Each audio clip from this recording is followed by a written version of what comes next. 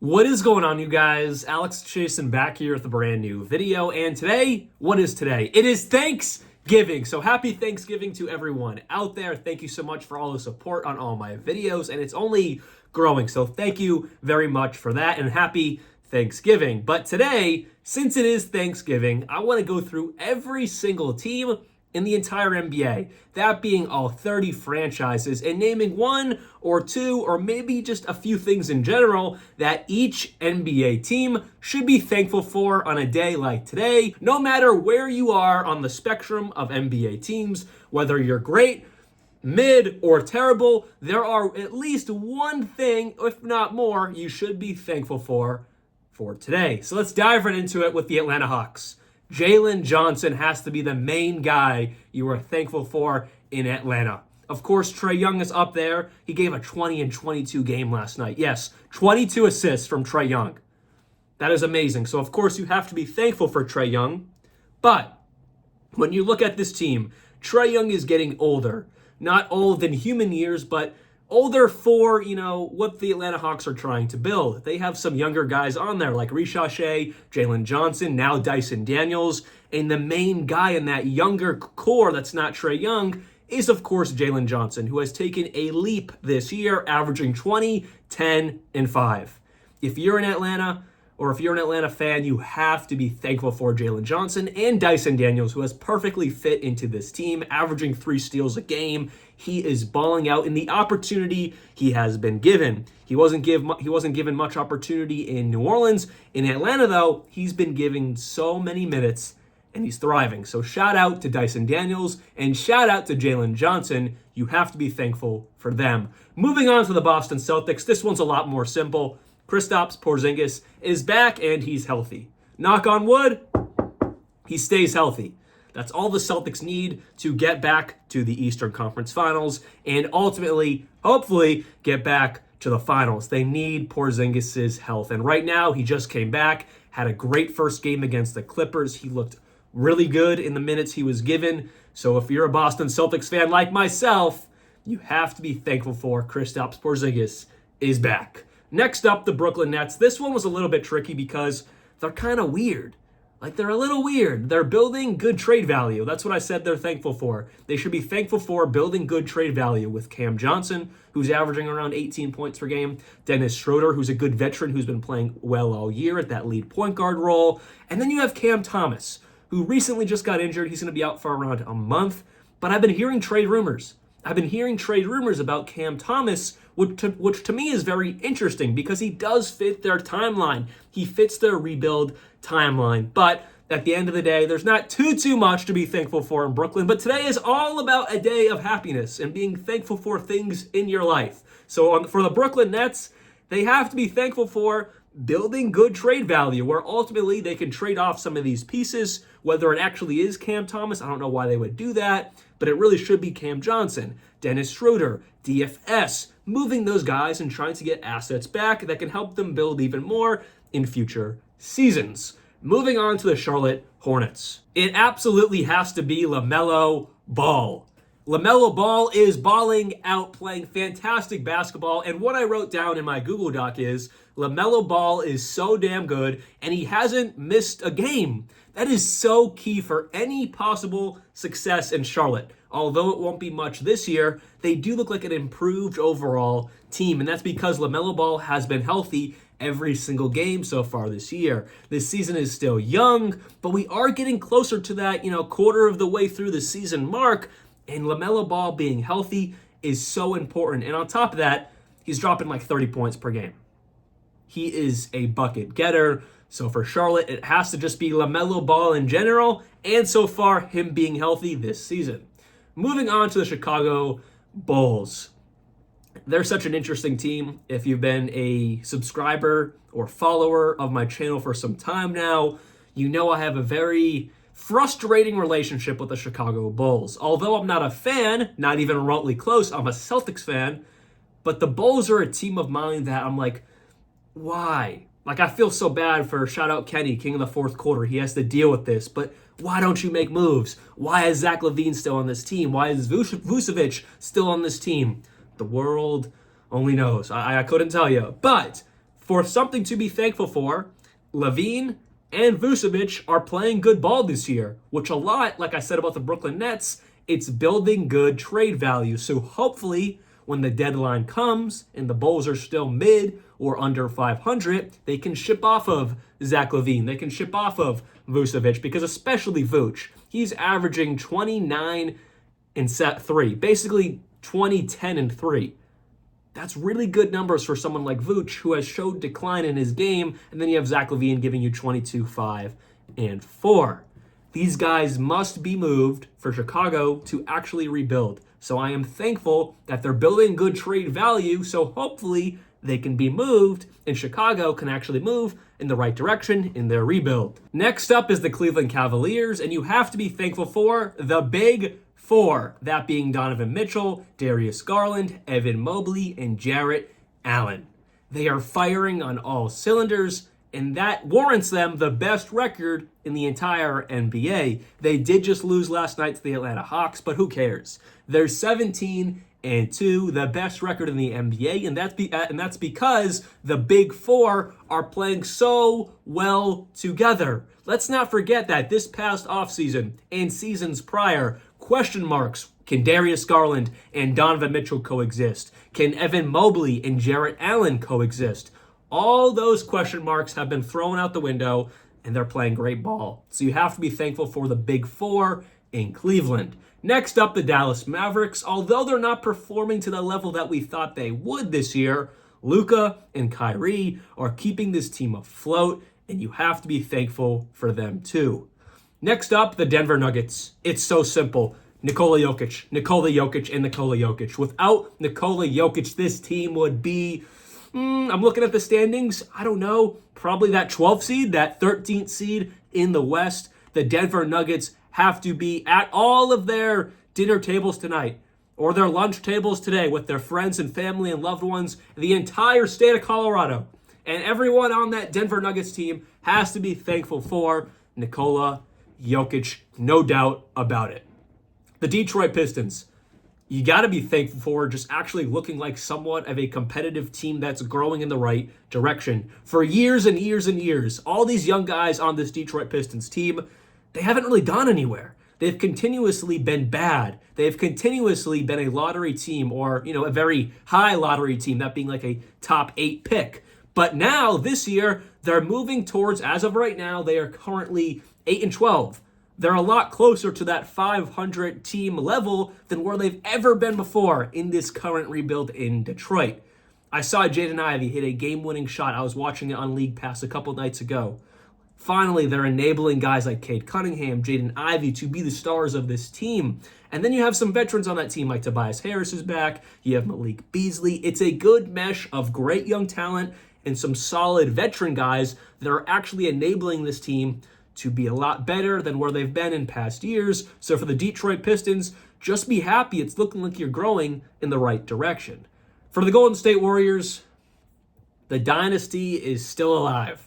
They are currently the 3rd seed in the West, 12-6. They have looked pretty darn good this year. They've slowed their roll a little bit. They've lost the last 3. But overall, you got to be thankful for the dynasty is still holding on a bit. And specifically, you can still buy into Stephen Curry for a few years here.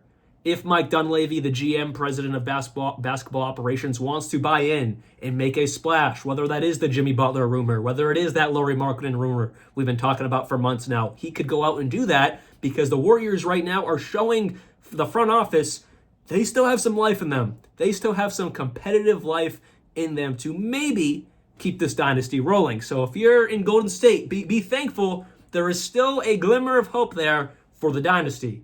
Next up, the Houston Rockets. They're actually starting to form that scary team we have seen on paper for a few years now. It's not only on paper, it is now actually turning into that, as they are 14-6 and the second best team in the Western Conference. They are finally becoming that scary team. And one interesting fact is they have 7 guys averaging more than 10 points per game. So 7 guys in double figures, and not one of them is above 20 points per game. Not one of them. You have Jalen Green averaging around 19 points per game. Similar situation there for Alperen Şengün, but everyone else is well under that 20-point per game mark. So they have 7 guys in double figures, and they're all sharing the love. They're playing great basketball in Houston, and it's displayed in their 14-6 record. Moving on to the Indiana Pacers. Although they're not having the season they would have liked so far, they're 9-10. They're hovering around 500. I thought they'd be much better than that, and that's only because of Tyrese Halliburton's really slow start. He has turned that around. But yes, you are automatically thankful for Tyrese Halliburton, but where I really want to put my thanks is Pascal Siakam, Benedict Mathurin, and Miles Turner for keeping this team afloat while Halliburton has struggled to start the year. The Los Angeles Clippers, man, you just have to be thankful for. They look pretty fun. As of right now, they're the 6th seed, 12-8. I would have never have thought that. They're a fun, competitive team to watch. And it starts with that defensive identity that Ty Lue has installed into this team. But then you have Norman Powell, who has been a bucket this year, averaging around 23 points per game. You have James Harden, who looks really good in his role. He had a great game last night. You have Zubac, who looks fantastic in that starting center role. They look fun. They look like a pretty solid team. I'm not saying they're a championship team. I'm saying they're probably more like a play-in team, or maybe that 6th seed. We'll see how the season plays out. It's still young. But either way, you have to be really happy for where the Clippers are currently right now. The Lakers, the other team in LA, I mean, right now they're the 5th seed. They're 11-7. Anthony Davis looks like he's playing at an MVP level, and then LeBron James is still that man. LeBron is still at almost 40 years old, still playing amazing basketball, and then Anthony Davis looks like a possible MVP candidate. You got to be thankful for that. The Memphis Grizzlies. Ja Morant has missed a good amount of the season so far this year. He's missed about, 45-50% of the games. He's now back. But you've had other injuries throughout this year. Marcus Smart has been injured. Other guys have missed time. Their depth. Be thankful for the depth in Memphis. Scottie Pippen Jr. has grown into a new level of his game. He looks really good as a depth piece for this team. The depth looks awesome in Memphis, and you have to be thankful for that because they have a top 3 offense for points per game. They average the 3rd best points per game, and that's been without Ja Morant for, half of the year so far. So now that Ja is back, and hopefully he's back for the rest of the year, knock on wood, doesn't get any more injuries, it's only going to get better, and their success will only grow more. So be thankful for the depth in Memphis because it's proven it's going to help this team a lot, even more now they're pretty much fully healthy. Moving on to the Miami Heat, it has to be Tyler Hero. He has been balling out this year on the offensive side of the ball, and he looks like he's going to be this team's #1 option for years to come. Jimmy Butler started off the season really slow. He's picked that up a bit. Bam Adebayo has continuously not looked amazing this year, but Tyler Hero has been that one consistent option in Miami, and he's keeping this team afloat, keeping them right at 500. Jimmy Butler has not got that contract extension yet, so if Tyler Hero keeps up this play, Pat Riley might be, you know what, Tyler Hero's our guy. Jimmy Butler, you can get out of here. We're not going to pay you. So keep an eye out on that one, but if you're in Miami, you have to be thankful for Tyler Hero. Next up, the Milwaukee Bucks. They have saved their season. They're 9-9. They've won 5 in a row. They've climbed their way back up to 500, and they're currently the 5th seed in the East. This is a team that was down there with the 76ers, down there in a really bad start, but they have clawed their way back up to 500, and it's a new season. It's a new slate. You have an even record. It's time to move on from that really bad start and start to grow what you can possibly grow this year. Although I don't think they're going to be great when it's all said and done come playoff time, right now they have completely turned their year around, and you have to be super thankful for that because they could be the 76ers. They could be, but they're not. They climbed their way out of the huge hole they started off with, and they're back to an even record. Next up, the Minnesota Timberwolves. It just has to be Anthony Edwards. There's already drama now with Rudy Gobert and Julius Randle and Anthony Edwards. I saw a quote from Ant saying they're not having fun or something like that. It's a similar thing that was happening when Cat and Gobert first got together, but now it's a issue with Julius Randle and Gobert. So if there's any telling from the past, hopefully it works out, because Cat and Gobert had a little bit of a clash. Same thing with Anthony Edwards, and then they all figured it out, and it worked out really well last season. So hopefully over time, Randall, Gobert, and Ant can figure this issue out, and they can continue to have the success that the team last year had. But either way, you just have to be thankful for Anthony Edwards. He is the one constant of this team, and he's only 23 years old. He's only going to get better. And then for the New Orleans Pelicans, this was the only team where I literally wrote nothing. Nothing. There's literally nothing you can be thankful for in New Orleans, but it is Thanksgiving, so we have to put a smile on someone's face. I said Yves Missi looks solid. The rookie center, Yves Missi, looks solid, and he's been getting a ton of minutes because they have no real center on this team. So if there's one thing in New Orleans, you're 4-15, excuse me. You are the last seed, the 15th seed in the West. Not a lot to be happy for because you have a lot of good talent on that team, but it's either injured, or it's injured. So, yeah, Yves Missi, shout out to him. Or you can be happy DeJounte Murray just came back from his wrist injury, so hopefully things start to turn better. But on Thanksgiving, Yves Missi looks solid. And then DeJounte Murray just came back from injury. The New York Knicks, Karl-Anthony Towns has come into this city and has dominated. Although it's Jalen Brunson's team, and he's looked solid, obviously Jalen Brunson's Jalen Brunson, but Karl-Anthony Towns has come into this city and has just dominated. Cat looks awesome. They're currently 10-8, so not a super hot start, but they're just meshing. They're starting to learn each other. It's only going to grow from here. But Karl-Anthony Towns has been a bucket.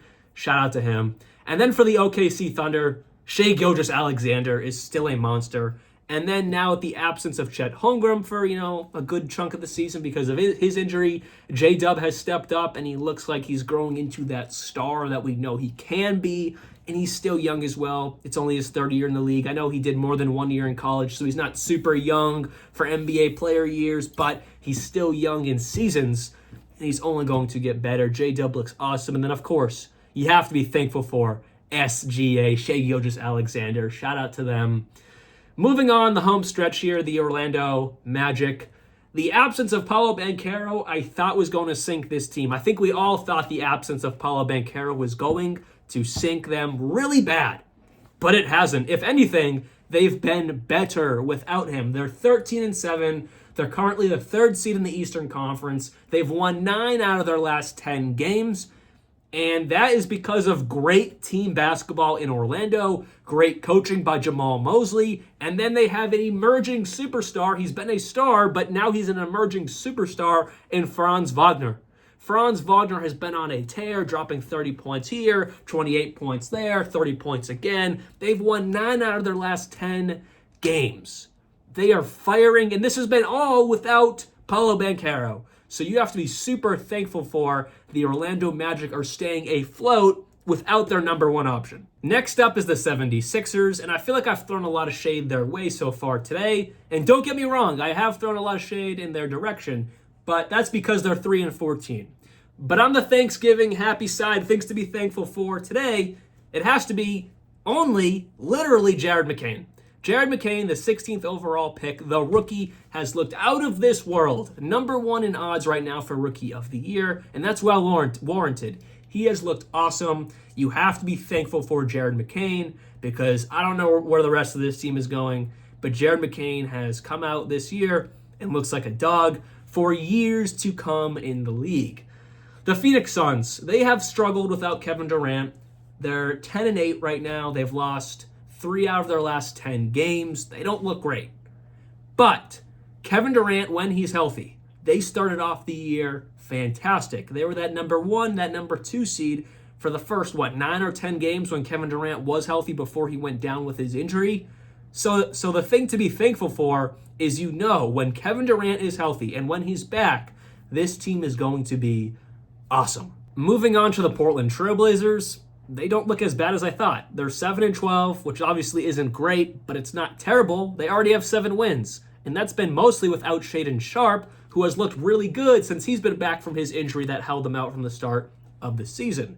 So be thankful that the Trailblazers don't look terrible. They look pretty fun. Moving on to the Sacramento Kings, you have to be thankful for De'Aaron Fox, Domantas Sabonis, and DeMar DeRozan. One of the most fun and best offensive trios in the entire NBA. They average more than 60 points per game combined. They're very fun to watch. Defensively, they suck. But today is about being thankful, right? So be thankful for that trio that hopefully can find some defense as a team and be better than 9 and 10, because that trio alone should warrant them much better than that. And you have to be thankful for those three. Next up, the San Antonio Spurs. They have 8 guys averaging double figures. Of course, Victor Wembanyama is the lead dog of that. But their defense is top tier. They have been climbing the standings consistently. They're actually a play-in team now. They're 10-9.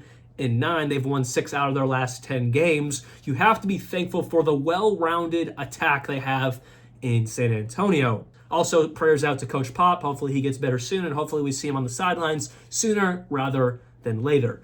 Next up, and we have 3 more, the Toronto Raptors. The player building year. That's what I want them to be thankful for. This is not a year to be a playoff team. Maybe since it's the East, they can sneak their way and stay into the play-in tournament, but probably not. They only have 5 wins, and I don't really see them being a play-in team, but maybe. You never know in the Eastern Conference.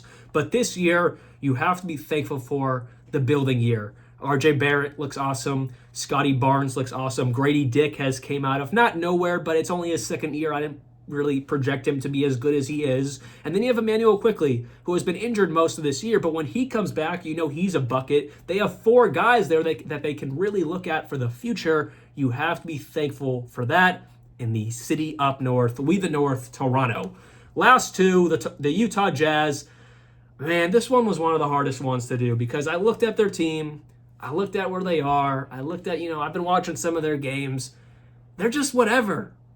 They're just, they're whatever. Like, cool. They have Lauri Markkanen. They have some good young guys there, but they're also just, I had no clue. I mean, they have good assets. Danny Ainge loves them assets. That's really what I wrote down. This one was the hardest. They are kind of just existing. LOL. They have assets that they can get good value back for if they want to. That's literally the sentence I wrote. That's literally what I wrote. They have some good assets. Danny Ainge likes to play around, but he's also very conservative. So we'll see what he does there in Utah. I don't know. They should trade Lauri at the deadline, get some assets back, but who knows if Danny Ainge will do that. But like I said, they're just kind of existing. They're just kind of there. What are they right now? They're 4-14, but they seemingly stay competitive in most games because they have some good pieces, but we'll see how this year plays out. And then last, but certainly not least, but they're also last in the standings, that being the 2-15 Washington Wizards. Jordan Poole is back after last year looking like, that was a rough trade for the Wizards. They try to get their number 1 star, and he didn't look like one last year. He has finally turned that around and is starting to look like a number 1 star for the Washington Wizards. But even better than that, they're 2-15, which means they're running in the top of the race to capture the flag. We could see next year a lineup of Jordan Poole and Cooper Flag on the same team. That'd be a lot better if you're a Wizards fan than where they are right now. So if you're in Washington or you're just a Wizards fan, be happy. You're running at the top of the race to capture Cooper Flag. So with that said, hopefully you guys did enjoy today's video. And to all 30 NBA franchises and their fan bases, this is what you should be thankful for on a day like today. Everything I said today, you got to be thankful for it. Although there are some really bad teams, you got to be thankful for something. Or the really good teams, you got to be thankful for a lot. And in the mood of the season of giving, I want to give a shout out to one of my buddies down at the University of Alabama. He just started a gaming channel, Cajal. Shout out my guy Alex. I'll put the link in the description and up top. Go subscribe to him. He's a gaming channel for everyone, no matter who you are. If you like gaming, go check him out. It's the season of giving. Give back. Give this guy a sub. Anyways, hopefully you guys did enjoy today's video. I'll be back very soon. And like always, peace out and happy Thanksgiving.